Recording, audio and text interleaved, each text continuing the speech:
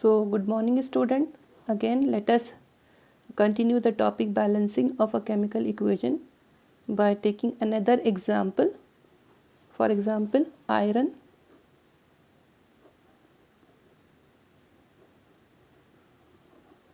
reacts with water to form iron oxide and hydrogen gas. So it is a chemical reaction. Okay. Now in this chemical reaction, what will be the chemical equation of this chemical reaction? So first of all, we will transform this chemical reaction into a word equation. Okay. How we can write? By writing the symbols of the elements and compound present in this chemical reaction. So iron react कर रहा है किसके साथ? Water के साथ. So for iron we will write Fe. It is reacting with water. It is H2O. Okay. Now क्या बन रहा है आपका? आयरन ऑक्साइड Fe3O4 प्लस कौन सी गैस लिबरेट हो रही है? H2. Okay. So this is your actual chemical equation. Okay. ये हमारी वर्ड इक्वेशन है. आयरन रिएक्ट कर रहा है वाटर के साथ. ओके. और आयरन ऑक्साइड बन रहा है और हाइड्रोजन गैस लिबरेट हो रही है. तो सबसे पहले हम इसको, ये एक्चुअल केमिकल रिएक्शन है, इसको हम ट्रांसफॉर्म कर लेंगे वर्ड इक्वेशन में. तो ये हो गया हमारा आयरन, ये हो गया हमारा वाटर, ये हो गया हमारा आयरन ऑक्साइड और ये हो गया हमारा hydrogen. Okay. So iron means Fe, water means H2O, iron oxide Fe3O4 and hydrogen means H2. So iron plus water give you iron oxide plus hydrogen. So ये वाला जो है हमारा, ये है हमारी वर्ड इक्वेशन और ऊपर वाली जो है वो हमारी actual chemical equation. So we have to transform this. First of all what we will do, we will transform this chemical reaction into a word equation. देखिए यहाँ पे क्या है, आयरन रिएक्ट कर रहा है वाटर के साथ और आयरन ऑक्साइड बन रहा है और हाइड्रोजन. तो ये केमिकल रिएक्शन है. तो सबसे पहले हम इस केमिकल रिएक्शन की वर्ड इक्वेशन बना लेंगे by writing the symbols of the elements and compound present in this chemical reaction. Okay. So we will write iron react with water to form iron oxide plus hydrogen gas. Now we will transform this word equation into actual chemical equation. Iron means Fe, water means H2O, iron oxide means Fe3O4 and hydrogen means H2. Now we have this equation with us. We have to balance this equation. Okay.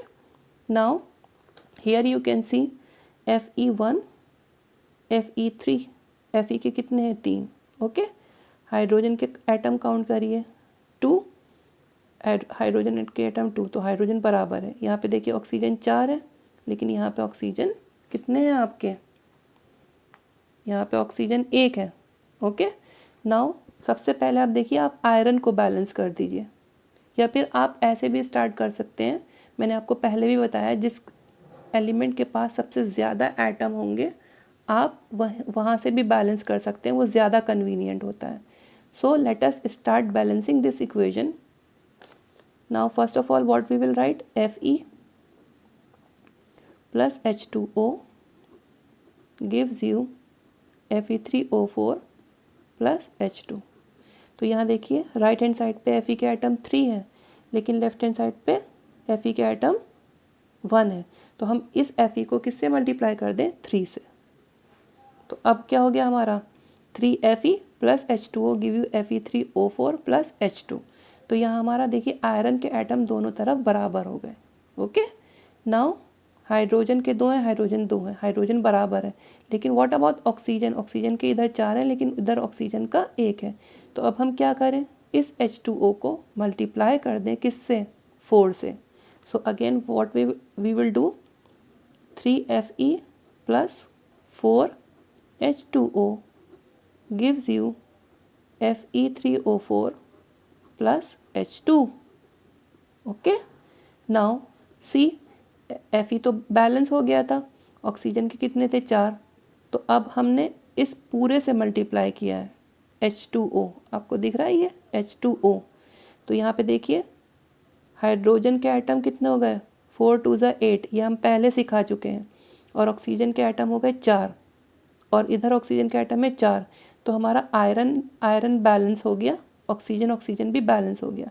लेकिन जब हमने इधर oxygen को balance किया 4 से multiply करके, तो इधर हाइड्रोजन के एटम कितने हो गए 4 2 8, लेकिन इधर हाइड्रोजन के एटम कितने हैं 2। इसका मतलब है कि अब हमें इस हाइड्रोजन को भी बैलेंस करना होगा।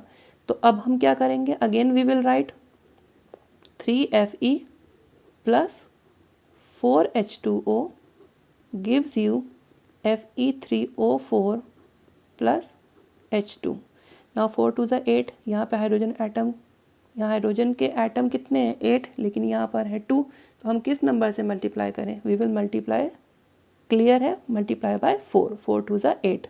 ओके, तो अब आप देखिए पूरी इक्वेशन को गौर से देखिए, हमारे पास क्या था, iron react with water to give Fe3O4 plus H2. It can be shown with an arrow sign because hydrogen is a gas. Okay student? So यहाँ पे देखिए, आप देख सकते हैं यहाँ पर सबसे पहले हमने Fe को देखा, Fe के पास 3 थे तो हमने 3 से मल्टीप्लाई किया तो आयरन बैलेंस हो गया। फिर हमने ऑक्सीजन को देखा, ऑक्सीजन के 4 थे राइट हैंड साइड पे, लेकिन ऑक्सीजन का 1 था तो हमने H2O को 4 से मल्टीप्लाई किया तो हमारा ऑक्सीजन भी बैलेंस हो गया। लेकिन जब हमने ऑक्सीजन को बैलेंस किया तो हाइड्रोजन के एटम इधर कितने हो गए 8, लेकिन यहाँ पर कितने थे 2, तो इसीलिए हमने थर्ड स्टेप में हाइड्रोजन को 4 से बैलेंस किया। तो ये जो लास्ट में हमारी इक्वेशन आई है ये है कंप्लीट बैलेंस केमिकल इक्वेशन। अब यहाँ पे हम इसकी फिजिकल स्टेट भी लिख सकते हैं। आयरन किस फॉर्म में होगा, iron will be in the solid form, H2O will be in the gaseous form, Fe3O4 will be in the solid form and H2 is a gas in the gaseous form। तो ये जो है हमने यहाँ पे इनकी फिजिकल स्टेट्स लिख दी हैं। तो इस तरीके से ये हो गई हमारी कंप्लीट बैलेंस्ड केमिकल